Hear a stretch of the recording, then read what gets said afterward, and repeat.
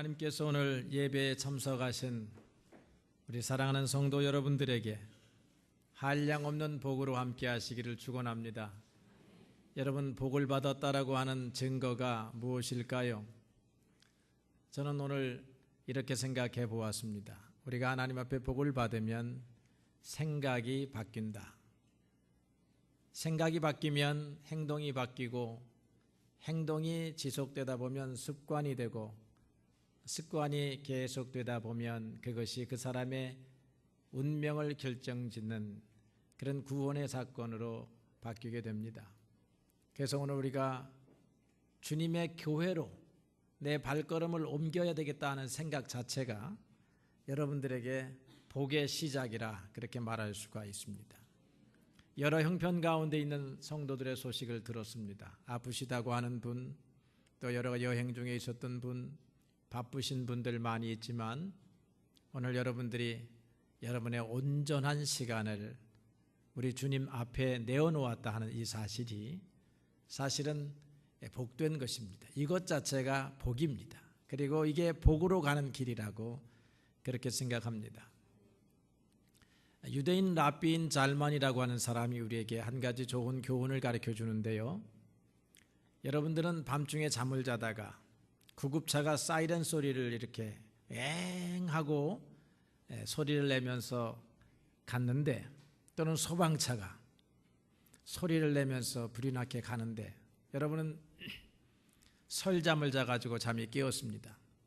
그러면 대부분의 사람들의 첫 번째 반응이 어떠할 것인가 라고 묻습니다. 여러분은 어떠할 것 같습니까? 저만 같아도 밤중에, 저는 잠이 깊어서 깨어날 일이 없지만 깨어났다고 하면 아니 이게 무슨 일이야, 왜 이렇게 사람을 잠을 못 자게 하는 거야, 이것이 우리들의 일반적인 반응일 것입니다. 그런데 이 현자는 우리에게 그럴 때 기도하라 라고 하는 것입니다. 그럼 무엇을 위해서 기도해야 합니까? 하나님 다시 잠을 좀 들 수 있도록 그게 아니고 저 응급 구급차에 실려가고 있는 그 환자를 위해서 기도하라. 그 환자를 돌보게 될 의사들을 위해서 기도하라. 소방차를 끌고 가서 응급한 사람들을 구원해내고 그런 소방대원들을 위해서 기도하라. 여러분, 우리하고 생각이 다르죠? 그러면 사이렌 소리가 막 울리게 되면 우리는 시끄러워서 깨어났지만 사이렌 소리 때문에 구급차를 타고 가는 환자는 저 사이렌 소리를 듣고 나를 위해서 기도해 주는 사람이 참으로 많을 것이다, 이렇게 생각하면 얼마나 큰 복이냐 하는 것입니다. 소방차의 소리가 왱왱거리고 나아갈 때 집이 무너져 가지고 응급 구호를 기다리는 사람은 그 소리에 구원의 음성을 듣게 되는 것 아니겠습니까? 그때 믿음의 사람들은 일어나서 짜증을 부릴 일이 아니라 그 일을 위하여 기도하라 라고 하는 것입니다.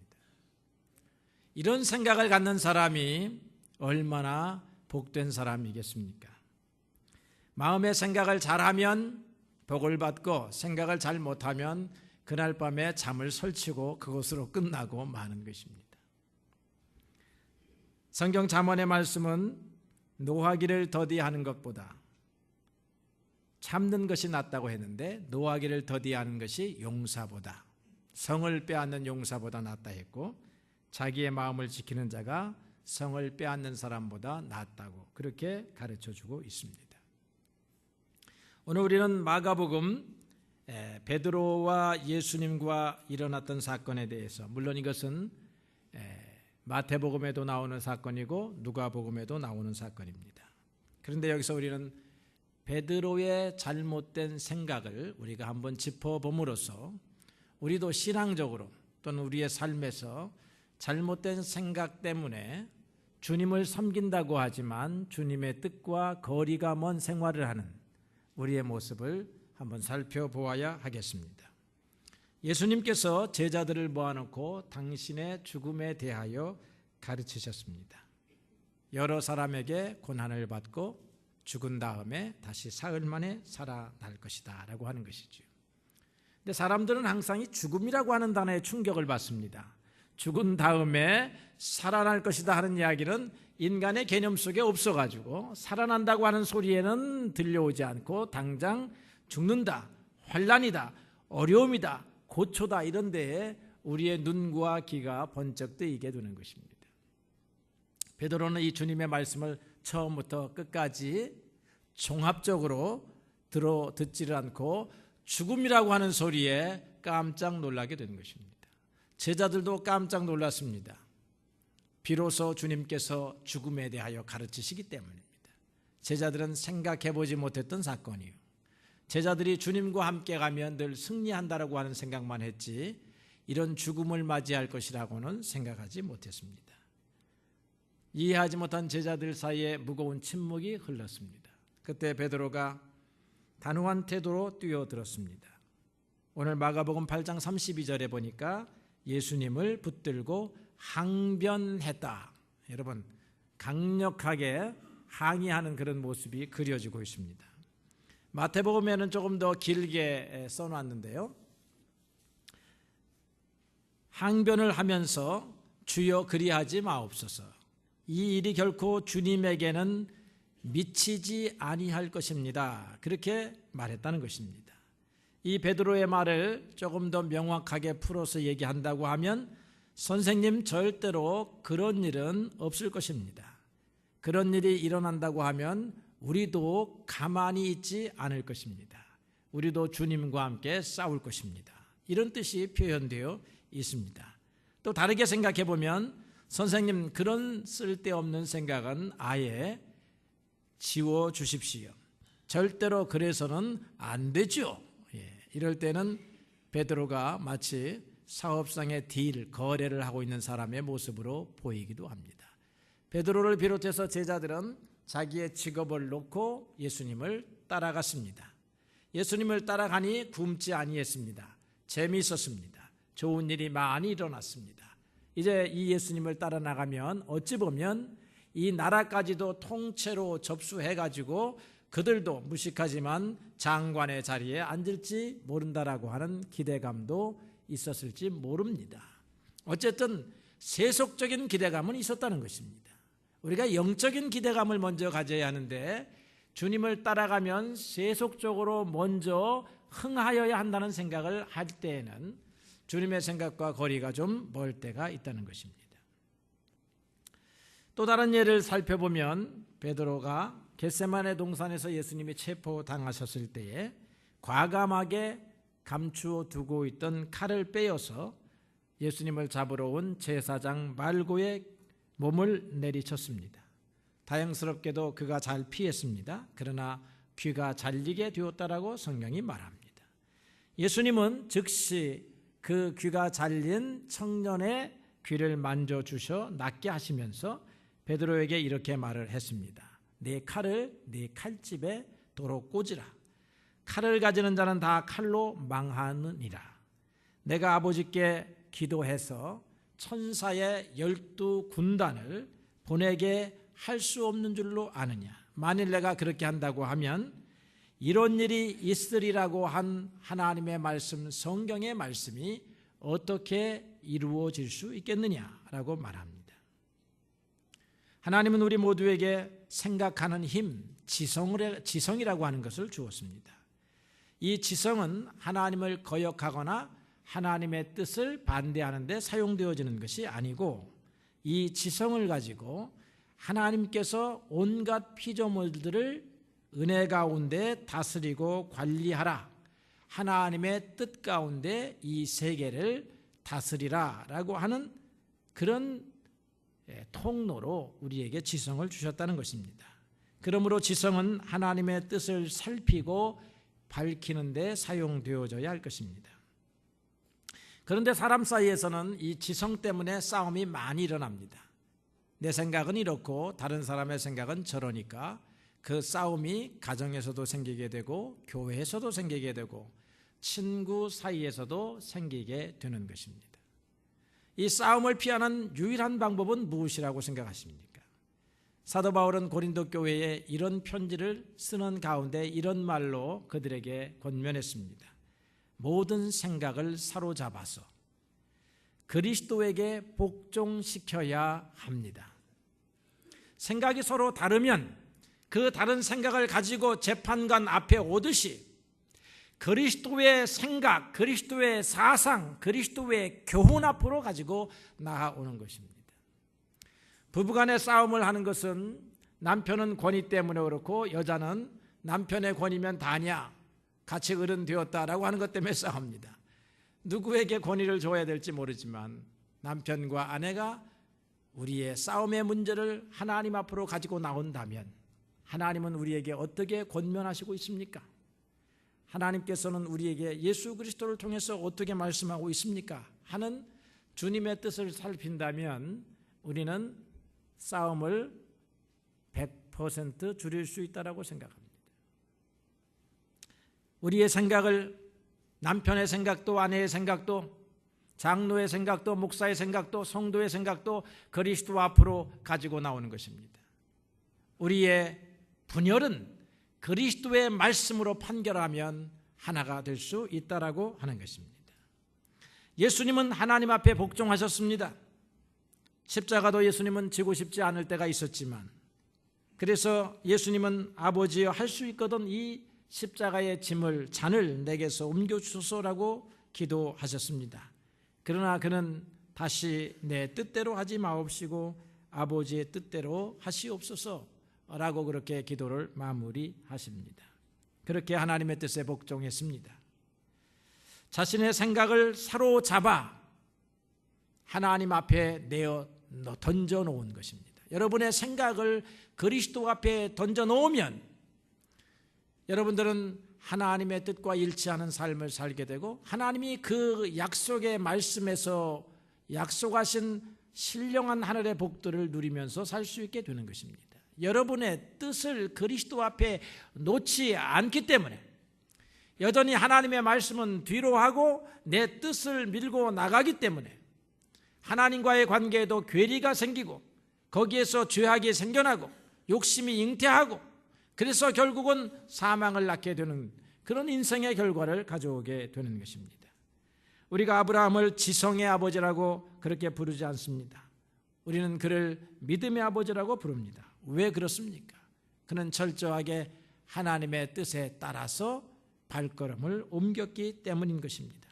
아브라함이 다 이해했기 때문에 나는 옳지 않고 하나님만이 옳습니다 라고 그랬기 때문에 따라간 것이 아닙니다. 하나님이시기 때문에 따라간 것입니다. 내 생각은 하나님의 말씀을 이해할 수 없었지만 하나님이심으로 내가 주님을 따라갑니다. 그래서 그것을 믿음이라고 하는 것이죠. 예수님께서 베드로를 크게 꾸짖으셨다고 말합니다. 사탄아 내 뒤로 물러가라. 내가 하나님의 일을 생각하지 아니하고 도리어 사람의 일을 생각하는도다 했습니다. 베드로를 향하여 사탄이라고 말합니다. 우리가 두 가지 해석이 가능합니다. 사탄이라고 하는 말을 고유명사로 쓰게 되면 베드로가 사탄이 된 것입니다. 사탄에게 조종받는 사람입니다. 그러나 보통 명사로 사용하면 이 사탄이라고 하는 말은 유혹하는 사람이라고 하는 뜻입니다. 그래서 이렇게 우리가 볼 수 있죠. 베드로야 너 유혹하는 자요 베드로여 내 뒤로 물러가거라 그렇게 말한다고도 볼 수 있습니다. 내 뒤로 물러서라고 하는 이 말은 좀 번역을 길게 한 것입니다. 헬라어 말 성경 신약 성경이 원어로 쓰여진 헬라어 말 가운데 이 말은 정확하게 번역한다고 하면 내 뒤로 이런 말입니다. 짧고 간결한 명령어입니다. 내 뒤로 하는 것입니다. 주님은 우리에게 내 뒤에 서라고 말씀하십니다. 내 앞으로 나아가지 말고 내 뒤에 서라. 우리는 예수님을 앞서서 가는 사람들이 되어서는 아니 되고 예수님을 따라가는데 어떻게 따라갑니까? 뒤따라가는 사람이 되어야 하는 것입니다. 또 예수님께서 오늘 34절에 아무든지 나를 따라오려거든 자기를 부인하고 자기 십자가를 질 것이니라 이렇게 말하고 있습니다. 이 나를 따라오나 하는 이 말은 같은 헬라어 말로 또 내 뒤로입니다. 그런데 문맥에 따라서 번역을 내 뒤로 물러가라 그리고 나를 따라오너라 이런 말로 번역이 되었지만 원어는 같은 용어를 사용하고 있다고 하는 것입니다. 그래서 우리가 이 34절의 말 누구든지 나를 따라오려거든 하는 말을 다시 번역한다고 하면 누구든지 내 뒤에 서고자 하는 사람들은, 내 뒤에 서서 나를 따르려고 하는 사람들은 자기를 부인하라, 이런 말이 될 것입니다. 그러니까 이 위치가 굉장히 중요하다는 말입니다. 주님의 앞에 서느냐 주님의 뒤에 서느냐가 굉장히 중요해요. 뒤에 선다고 하는 말은 따른다는 말입니다. 따른다고 하는 말은 복종한다고 하는 말입니다. 앞에 우리의 인도자를 향해서 그거 잘못됐습니다, 이 길로 가야 됩니다, 그건 여러분들이 저한테 말해도 괜찮습니다. 제가 토요일마다 산행을 하는데 가끔 앞장을 섭니다. 그러면 이 길로 가시죠. 그러면 오케이, 이 길도 갈 수 있고 저 길도 갈 수 있습니다. 그건 사람 사이에서는 괜찮습니다. 그런데 주님 앞에서 이 길 아닙니다, 이게 아니다 이 말이에요. 주님은 어떤 분이십니까? 나는 길이요 진리요 생명이다 이 말이에요. 주님이 가는 길이 길이지 주님이 없는 길은 길이 아니란 말입니다. 나는 진리요, 주님이 가는 길이 진리지 주님이 없는 길은 진리가 아니에요.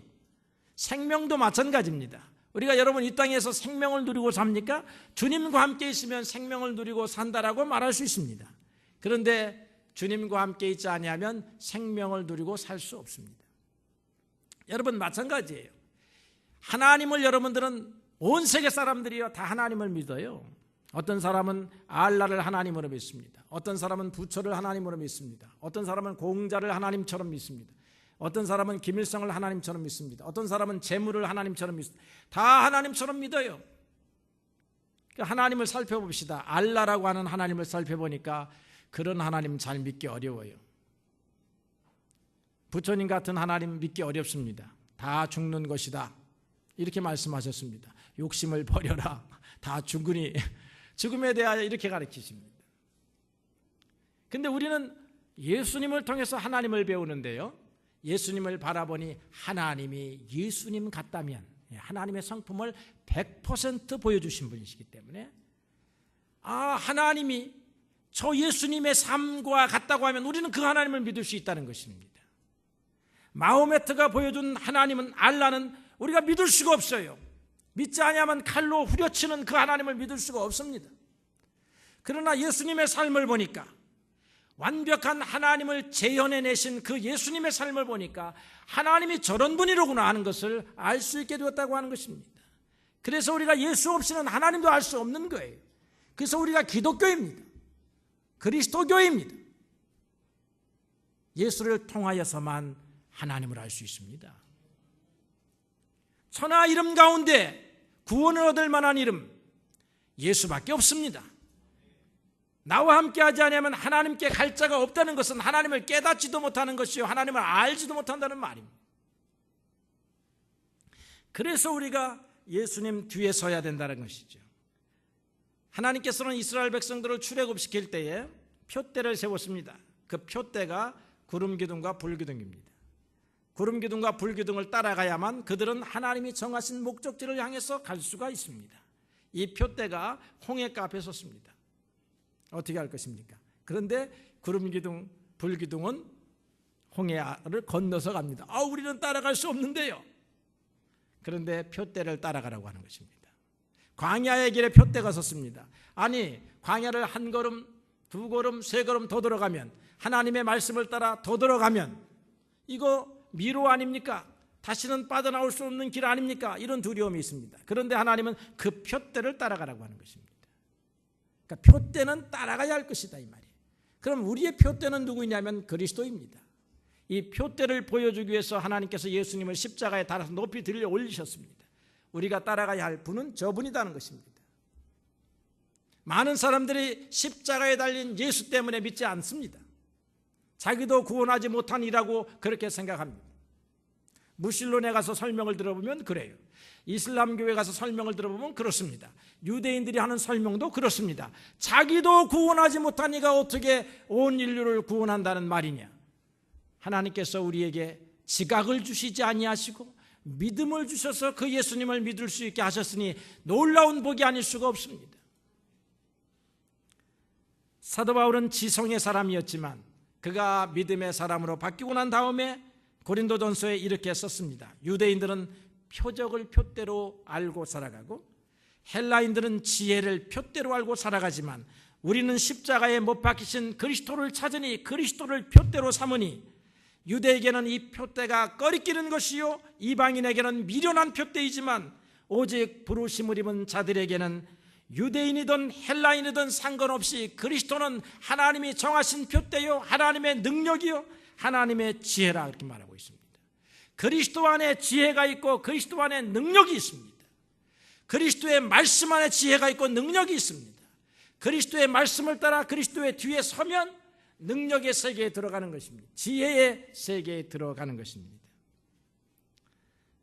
그리스도가 미련하게 보이는 행위 같습니다. 그러나 하나님의 미련한 것이 사람의 지혜보다 낫다고 성경은 말합니다. 하나님의 약한 것이 사람의 강한 것보다 강하다고 말하고 있습니다. 고린도 교회가 모든 생각을 사로잡아 그리스도에게 복종한 것과 같이 교회는 오늘 그리스도에게 복종해야 하고 믿음의 사람들은 그리스도에게 복종해야 하는 것입니다. 우리 그리스도의 교회가 미국에서 시작됐습니다. 그 표대가 환원운동이었는데 환원운동은 처음에 1세기 그리스도께서 성령을 물붓듯 부으셔서 사람들이 완전히 그 순간 변화되어서 그들이 보여주었던 그 교회로 가보자. 그 교회의 대표적인 특징 넘버원 특징이 무엇이냐면 성경의 말씀이 어떻게 쓰여 있는가 하는 것을 보는 그런 운동이었습니다.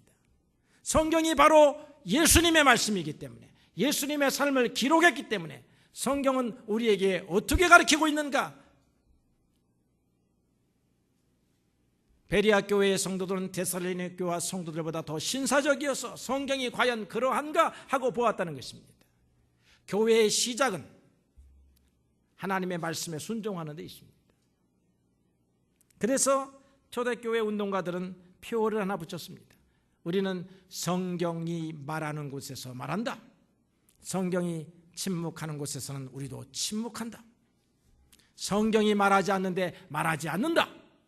성경이 침묵하는데 덧붙이지 않는다. 그런 생각을 가지고 그것이 무엇이냐 하면 그리스도의 뒤에 서겠다고 하는 것입니다. 그런데 당시의 미국 교회는 그리고 역사적인 교회들은 성경이 이해가 안 되면 인간의 생각을 덧붙였습니다. 성경을 따르기 어려우면 살짝 비틀었습니다. 그래서 대표적인 것들을 보면 우리 여러분 예배 시간에 만찬이 꼭 있어야 돼요. 그건 예수님의 직접적인 명령입니다. 그런데 만찬을 빼뜨린 이유가 신학적인 이유가 아닙니다. 만찬을 뺀 이유는 하기가 번거롭다. 말씀 전하는 시간이 줄어든다. 그거였습니다. 오늘날 모든 신학자들이 예배에 만찬이 있어야 된다고 강조하고 강조하지만 교회는 따라가질 못하고 있습니다. 단순하면 따라가야 되는 것입니다. 세례는 물에 잠그는 것이다. 그런데 물에 잠그려고 하니까 강이 필요하다. 더 많은 공간이 필요하다. 뿌리면 되지 않겠느냐 그렇게 생각했습니다. 헌금도 마찬가지입니다. 교회당을 짓고 건물을 지으니까 헌금이 많이 필요했습니다. 그래서 헌금 바구니가 돌기 시작을 했습니다. 헌금은 고린도전서에 보게 되면 수입에 따라 자원하는 마음으로 억지로 하지 않는 것입니다. 믿음에 따라 하는 것입니다. 여러분 제가 이 교회에 와서 헌금함이 저 뒤에 있고 성도들이 자유롭게 헌금할 수 있다고 하는 것 놀라운 은혜라고 생각을 했습니다. 성경을 따르는 성경 헌금의 모범이로구나 생각을 했어요. 찬양도 마찬가지입니다. 성가대도 기억해야 할 것이 있습니다. 찬양은 우선 먼저 곡조로 부르는 것이 아니라 마음으로 부르는 것입니다. 신령한 마음으로 부르는 것이에요. 곡조에 나타나는 하나님의 은혜를 한마디 한 구절 음미하면서 부르는 찬양, 그 찬양이 우선되어야 된다고 하는 것입니다. 왜냐하면 모든 것이 주님 뒤에 있어야 하기 때문에 그렇습니다. 목회자도 마찬가지입니다. 직분자도 마찬가지입니다. 한 형제요 한 자매입니다. 단지 그 역할을 맡았을 뿐입니다. 신학이 그렇게 가르치고 모든 교회의 신학교가 그렇게 가르칩니다. 그러나 오늘 계신 교회까지도 목회자가 신부와 같이 교황과 같이 행세합니다. 다 성경을 벗어나고 있습니다. 주님이 없습니다. 그 자리에. 우리가 주님의 말씀을 따라야 되는데 목사의 말을 따라야 하고 장로의 말을 따라야 하고 교회 회의의 말을 따라야 합니다. 교회 회의가 주님의 말씀과 부합하면, 목사의 말이 주님의 말씀과 부합하면, 어린아이의 말이라도 주님의 말씀에 부합하면 따라가는 것이에요. 아버지의 말이라도 주님의 말씀과 부합하지 않으면 멈춰야 하는 것이 신앙입니다. 왜냐하면 우리의 주인은 그리스도이기 때문에 그런 것입니다. 그리스도 앞에 철저히 복종하는 것입니다. 그리스도 뒤로 서라고 하는 이 말씀을 따라가려고 하면 세 가지 실행 방식이 있습니다. 세 가지는 반드시 해야 돼요. 하나는 무엇이냐면 성경의 말씀을 읽는 것입니다. 하나님의 감동으로 쓰여진 이 성경의 말씀, 하나님께서 약속하신 그리스도, 이 땅에 오신 그리스도, 우리의 생명이신 그리스도, 그분의 삶을, 교훈을, 행위를 기록한 이 성경의 말씀을 읽어야 하는데 어떻게 읽어야 합니까? 신문을 읽듯이 읽지 않는 것입니다. 잡지를 읽듯이 읽지 않는 것입니다. 무엇을 읽듯이 읽습니까? 잠언 2장 4절로 5절에 보게 되면 은을 구하는 것과 같이 지혜를 구하며 감추인 보배를 찾는 것과 같이 그것을 찾으라. 성경 한마디, 한 구절 기도하며 묵상하며 생각하며 읽어야 하는 것입니다. 그냥 쓱 지나가는 것이 아닙니다. 아버지의 말씀을 경청한다고 하는 것은 그런 것이 아니지 않습니까? 신문을 읽듯이 성경을, 어떤 사람은 신문 읽듯이 성경을 읽더라도 좀 제발 읽어라 그렇게 좀 권면하는 경우도 있겠지만, 여러분들은 다 읽는 분들이니까 주님의 말씀, 살아있는 말씀, 여러분의 심장에 부딪히는 이 말씀을 믿음으로 기도로 읽어야 할 줄로 그렇게 믿습니다. 이 말씀을 읽으면 따라가야 하는데 따라가려고 하니까 자기를 부인해야 합니다. 이 부인하는 과정이 필요합니다. 낮아져라 하면 자기를 부인해야 낮아질 수가 있어요. 그렇지 않고서는 낮아질 수 없습니다. 어린아이처럼 되라 그러면 자기가 낮아져야 합니다. 그렇기 때문에 이 자기 부인의 과정은 우리에게 목표이기는 하지만 우리가 실행할 수 없는 그런 불가능한 목표입니다. 우리의 힘으로는 가능하지 않아요. 그래서 우리는 기도해야 하는 것입니다. 하나님의 성령의 능력이 우리 가운데 와야 우리가 허리를 낮출 수 있고 머리를 숙일 수 있고 무릎을 꿇을 수가 있는 것입니다. 다른 사람 앞에 무릎을 아무리 꿇으려고 해도 허리를 낮추려고 해도 이 완고한 우리의 마음은, 죄로 물드는 우리의 마음은 그렇게 되지 않습니다. 하나님이 꿇게 하시고 숙이게 하셔야 가능한 것입니다. 머리로는 깨달았는데 그렇게 되지 않는 이유는 하나님의 능력을 우리가 구하지 않기 때문에 그런 것이다 라고 할 것입니다. 나는 사장이기 때문에, 어른이기 때문에, 나는 고용주이기 때문에 나는 굽힐 수가 없습니다. 그렇게 되면 주님의 말씀을 앞서가는 것입니다. 주님의 말씀을 따르지 않는 것입니다.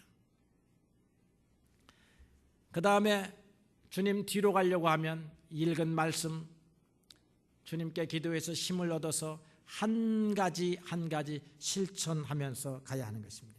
예수님처럼 살아야 하는 것입니다. 예수님처럼 살려고 하니까 소경이든 문둥병자든 배고픈 사람이든 귀신 들린 사람이든 사람 대접 못 받는 사람이든 이런 사람들을 다 사람 대접하는 것입니다. 예수님은 이런 사람들을 사람 대접했습니다. 왕궁에 있는 고관 대작들, 왕들은 그런 사람들을 사람 대접하지 아니했습니다. 우리가 잘 차려입은 사람 대접하기 쉽지만 가난하고 힘들고 어려운 사람 대접해줘가지고 우리가 그 사람들에게 사랑을 베풀기가 쉽지 않습니다. 예수님이 가늠한 여인을 만났습니다. 사람들은 다 돌로 쳐야 된다고 법으로 들고 나왔지만 예수님은 그 여인을 깊이 이해하셨습니다. 이런 이해심 우리에게 필요합니다. 이런 동정심 우리에게 필요합니다. 어린아이를 만나면 귀찮다고 내치지 아니하셨습니다. 어린아이를 만나면 가다가 걸음을 멈추어 쓰고 다른 사람을 돌보는 것을 멈추어 쓰고 어린아이의 머리를 쓰다듬고 기도하셨습니다. 우리가 이렇게 살아야 합니다. 한 번은 지붕을 뚫고 중풍병자 들린 한 사람이 침상째 내려옵니다. 흙으로 지어진 집이기 때문에 막 먼지가 날리고 가루가 떨어지고 예수님의 눈도 뜨지 못하고 눈에 티눈도 들어가고 막 그랬을 것입니다. 막 제자들은 베드로를 비롯해서 뭐 성경에는 기록해 있지 않지만 보지 않아도 뻔합니다. 누구냐, 어떤 놈이냐, 갑자기 이렇게 나오는데 예수님은 내 믿음이 크구나 그렇게 말씀하십니다. 생각이 달라요. 우리하고 생각이 달라요. 왜 이 생각이 다른 예수님의 삶을 우리가 안 따라가는지 모르겠습니다. 지금처럼 삶은요, 우리가 다 예수님 뒤에 서 있는 게 아니에요. 여러분, 바꾸지 아니하면 다 뒤에 서 있는 게 아닙니다. 다 앞에 서 있어요. 포도나무에 잘려진 가지처럼 다 그냥 뿔뿔이 흩어져 있습니다. 바람이 불면 다 휩쓸려가고.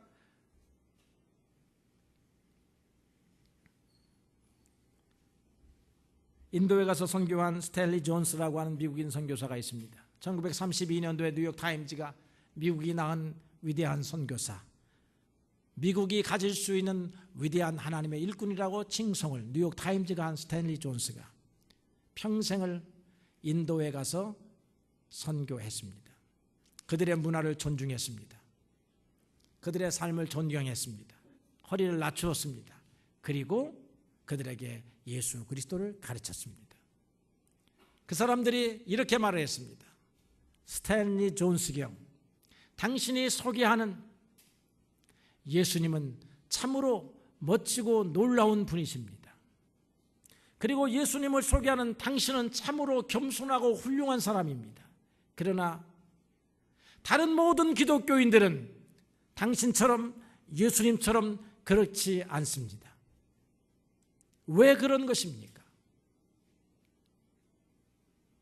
예수님은 너무나 훌륭한데 예수님을 따르는 사람이 없어서, 예수님처럼 되겠다는 사람이 없다는 것입니다. 인도인들이 예수님이 그렇게 멋있는 분이라고 하면 우리도 따라가야 되겠는데 그 멋있는 분을 보여주는 기독교인이 없다고 하는 것입니다. 여러분, 그리스도의 뒤에 서 있다고 하는 것은 주님의 말씀을 그대로 받아들이는 것입니다. 그리고 그대로 실천하는 것입니다. 그대로 따라가는 것입니다. 받아서 따라가는 것, 그게 그리스도 뒤에 서 있는 것입니다. 그렇지 아니하면 주님께서 이렇게 말씀하십니다. 너 유혹자여, 또는 유혹받은 자여, 내 뒤로 물러서지 않겠느냐, 이렇게 말씀하신다. 우리 오늘 자신을 살펴보아야 되겠습니다. 예수님 앞서서 나아갔는지, 말씀을 앞서서 나아갔는지, 아니면 예수님 뒤에 서서 살았는지, 이 말씀을 뒤에 서서 따라갔는지, 이 말씀을 비틀었는지, 이 말씀을 무시했는지, 우리가 우리의 자신을 살펴보고 주님을 따라가면 주님을 따라가는 길에 생명이 있습니다. 부귀가 있습니다. 존귀가 있습니다. 영예가 있습니다. 오늘 우리가 주님을 이렇게 따라가야 합니다. 여러분, 주님 따라가시는 여러분, 반드시 뒤에 서십시오. 반드시 말씀 뒤에 서십시오. 그것이 오늘 우리가 살아가야 할 크리스천들이 자세더라, 이렇게 믿습니다.